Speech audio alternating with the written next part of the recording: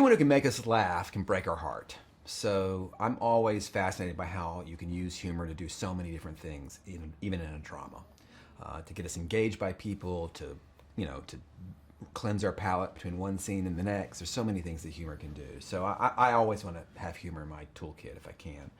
But with this story especially, because it's so loaded, because literally it's one of those things that few people, people do not want to talk about, it felt necessary to turn up the tonal stakes a little bit, for sure.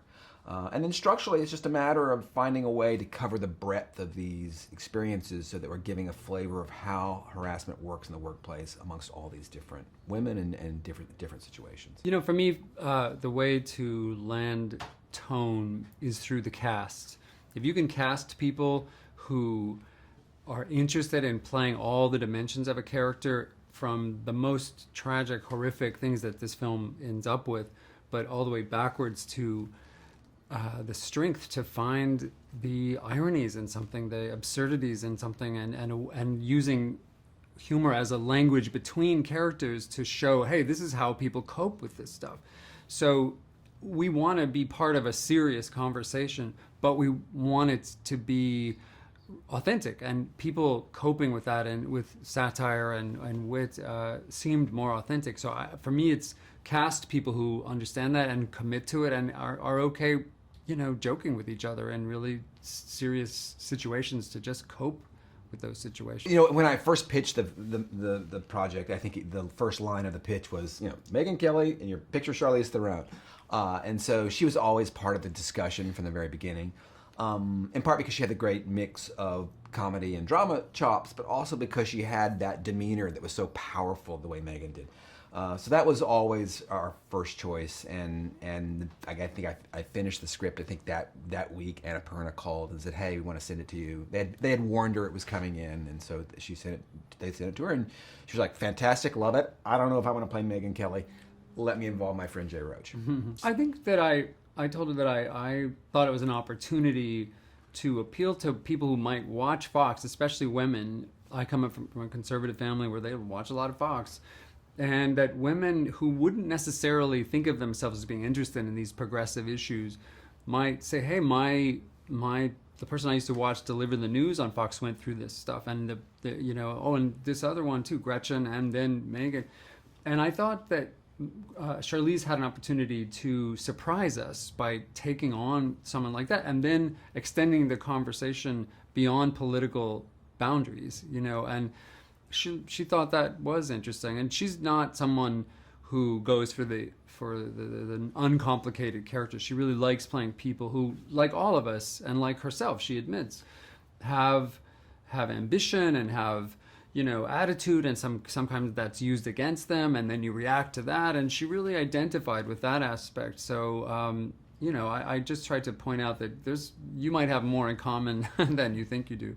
Well, there were some hard days. The scene where Kayla is harassed by Roger in his office was a very difficult day for all of us. Everybody on set was very emotional all day long, and Jay was even operating the camera in the room and noticed his hand shaking. He's has a story about that. So that is something that an experience we all share that I think surprised us all.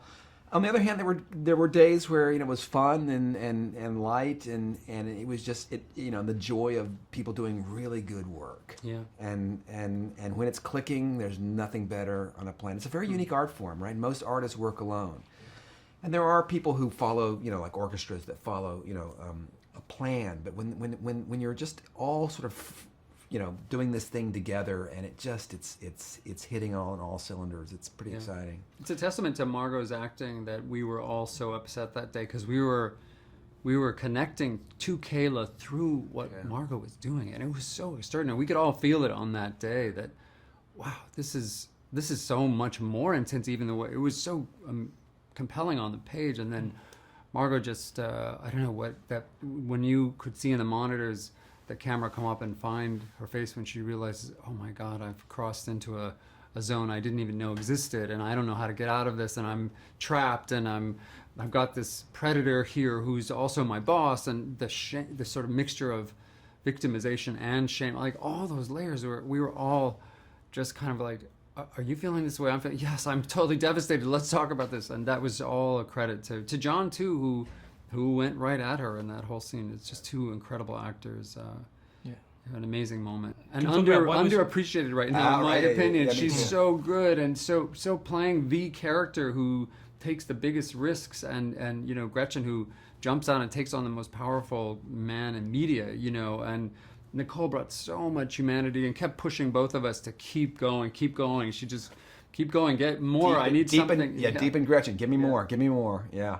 You know, like she has a wonderful quirkiness. Just the way that first thing she's eating, you know, which is not how that is not how Nicole Kidman eats. I don't know what she's doing. She's doing something that's just so interesting and weird. The cheeseburger, and you're like, what is she doing there? You can't figure it out, but it has some character quality that's ineffable. You know that scene also when she started whispering to Margot. Margot comes in, Kayla comes in and says, "I'm leaving you for Bill O'Reilly," and she leans in and goes, no, please don't go. I can help you. Stay with me. Like the desperation. That was a Nicole just finding that intimacy and that sense of putting you right in her predicament. Like she's being demoted, and now this new millennial is abandoned. Like it was just that's just a genius actor in Nicole Kidman. We felt so lucky to get to work with her.